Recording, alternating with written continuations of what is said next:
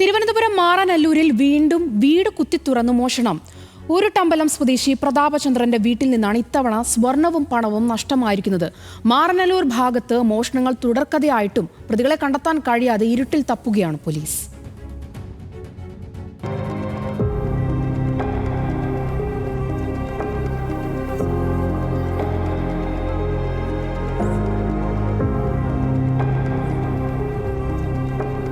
മാറനല്ലൂർ കാട്ടക്കട മേഖലകളിലെ ജനങ്ങളുടെ ഉറക്കം നഷ്ടപ്പെട്ടിട്ട് ദിവസങ്ങളായി.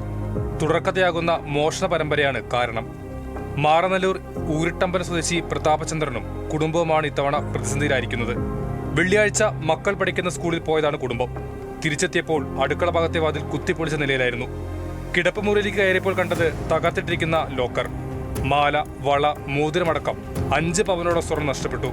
1,06,000 രൂപയും കള്ളം കൊണ്ടുപോയി. രാവിലെ പിള്ളേർക്ക് ആനുവൽ സെലിബ്രേഷൻ ആയതുകൊണ്ട് സ്കൂളിൽ 3 മണിയൊക്കെ ആയപ്പോൾ പോയിട്ട് രാത്രി ഒരു 8:45, 9 മണിയായപ്പോഴാണ് വന്നത്. അപ്പോഴത്തേക്ക് വണ്ടി ബാക്കിലോട്ട് ഇറക്കാൻ ചേട്ടൻ ഇറക്കി കൊണ്ടുവന്ന സമയത്ത് ഞാൻ കറണ്ട് ഇല്ലല്ലോ എന്ന് പറഞ്ഞ് വാതിൽ തുറന്നപ്പോൾ അകത്തുനിന്ന് കുറ്റിയിട്ടിരിക്കുകയായിരുന്നു. തള്ളി നോക്കിയപ്പോഴും അകത്തുനിന്ന് കുറ്റി കിടക്കണോണ്ട് ഞാൻ ഹസ്ബൻഡിൻ്റെ അടുത്ത് പറഞ്ഞായിരുന്നു. അപ്പോഴത്തേക്കും ഇവിടുന്ന് നേരെ ചെന്ന് ഫീസ് ഊരി വെച്ചിരിക്കുകയായിരുന്നു. അത് കണക്ട് ചെയ്ത് വെച്ചിട്ട് കറണ്ട് വന്നതിന് ശേഷം വടക്കേ വശത്തൂടെ ചെന്ന് നോക്കിയപ്പോഴത്തേക്ക് അവിടെ കതക് കുത്തിപ്പൊളിച്ച് അകത്ത് കയറി ഇതിനകത്തുണ്ടായിരുന്ന സ്വർണവും പൈസയും എല്ലാം അവരെടുത്തുകൊണ്ട് പോയിരിക്കുകയായിരുന്നു. സംഭവത്തിൽ മാറനല്ലൂർ പോലീസ് കേസെടുത്ത് അന്വേഷണം ആരംഭിച്ചിട്ടുണ്ട്.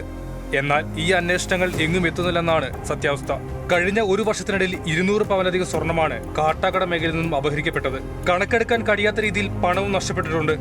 പക്ഷേ രജിസ്റ്റർ ചെയ്ത കേസുകളിൽ ഒന്നും തന്നെ പ്രതികളെ കണ്ടെത്താനോ പിടികൂടാനോ പോലീസിനായിട്ടില്ല.